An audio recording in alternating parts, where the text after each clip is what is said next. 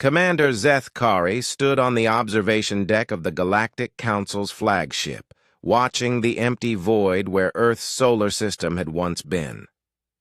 The silence in the chamber was deafening, broken only by the soft hum of life support systems, and the occasional whimper from the assembled alien dignitaries. "Show me the recordings again," Zeth Kari commanded, his voice barely above a whisper. The holographic display flickered to life, showing the final moments of humanity's exodus from their home system. Massive generation ships, each the size of a small moon, had departed in perfect formation 3 standard years ago. The humans had been given a choice: abandon their ancestral home or face the combined military might of 17 galactic civilizations. They had chosen to leave. "We gave them a fair warning," muttered High Counselor Vexthon, his tentacles writhing nervously. They were becoming too aggressive, too expansionist. Their technology was advancing at an alarming rate. Zeth Kari's compound eyes fixed on the Zeltharian counselor. Did we? Or did we simply fear what they might become? The question hung in the air like a toxic cloud. 3 years ago, the Galactic Council had been unanimous in their decision.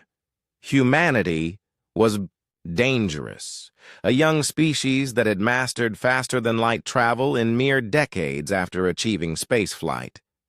They had colonized 17 systems in the span of a single generation, something that took most civilizations centuries to accomplish. But it wasn't just their rapid expansion that had terrified the Council. It was their adaptability. Humans thrived in environments that would kill most other species. They turned hostile worlds into gardens, transformed asteroids into thriving habitats, and somehow found ways to make the impossible merely improbable. The final straw had been the discovery of humanity's Prometheus Protocol, a terraforming technology that could reshape entire worlds in decades rather than millennia. The Council had demanded they share this technology freely. When humanity refused, citing the catastrophic potential for abuse, the Council had issued its ultimatum: leave or be exterminated. "Sir?" The communications officer's voice cracked through the silence. "We're receiving a transmission. It's from the human fleet." Zeth Kari's blood ran cold. According to their long-range sensors, the human Exodus fleet had disappeared beyond the galactic rim 18 months ago. Whatever message they were receiving had traveled an impossible distance in an impossibly short time. On screen, the display shimmered, and a human face appeared. Admiral Sarah Chen, the same woman who had addressed the Council 3 years ago during the final negotiations. She looked older now, her dark hair streaked with silver, but her eyes held a fire that made Zeth Kari step back involuntarily. "Greetings, Galactic Council," Chen said, her voice calm and measured.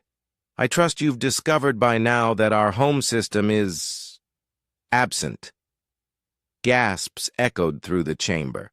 Several counselors began speaking at once, but Zeth Kari raised a hand for silence. Chen continued, 3 years ago, you forced us to make a choice. You feared our technology, our adaptability, our potential. You wanted us gone, and we obliged.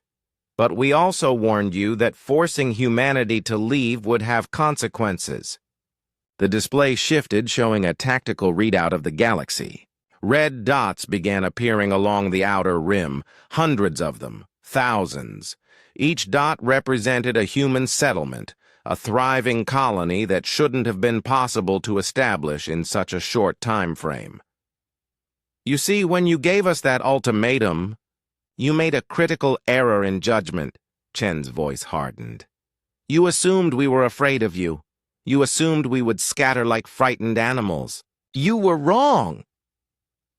The tactical display zoomed in on one of the red dots.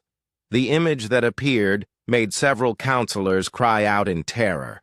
It was a massive space station, easily the size of a small planet, bristling with technology that defied every known law of physics. The Prometheus Protocol wasn't just terraforming technology, Chen explained. It was a complete matter reorganization system. We didn't just terraform worlds, we harvested them. Every uninhabited system, every dead star, every asteroid field in our path became raw material for our expansion. Zethkari felt his legs give out. He slumped into his command chair as the horrible truth dawned on him. "How many?" he whispered. Chen seemed to hear him across the impossible distance. "How many worlds have we harvested? How many systems have we converted into resources? Or are you asking how many humans there are now?" The display showed another image, a vast industrial complex floating in space, automated factories stretching to the horizon. Ships were being constructed at a rate that made Zethkari's head spin. Not just military vessels, but colony ships, research stations, and things he couldn't even identify. "We warned you," Chen said, her voice now cold as the void between stars. "We told you that forcing us to leave would not make us disappear. It would only make us stronger, more determined, and infinitely more prepared for what comes next." The transmission showed one final image, Earth itself, but not as they remembered it. The planet had been transformed into something else entirely. A massive construction platform where moon-sized vessels were being assembled. "We've spent 3 years preparing for our return," Chen announced. "We've built an empire beyond your borders, beyond your reach, beyond your comprehension. We've evolved, adapted, and grown stronger. And now, we're coming home." The tactical display updated one final time, showing movement along the galactic rim. The human fleet, now numbering in the millions of vessels, was turning toward the galaxy's core. "You forced humanity to leave," Chen's image began to fade. "You wanted us gone. Congratulations, Council. You got exactly what you asked for. But as we warned you 3 years ago, actions have consequences." The transmission ended, leaving the council chamber in stunned silence. Zethkari stared at the empty display, his mind reeling with the implications. They had feared humanity's potential for growth and expansion.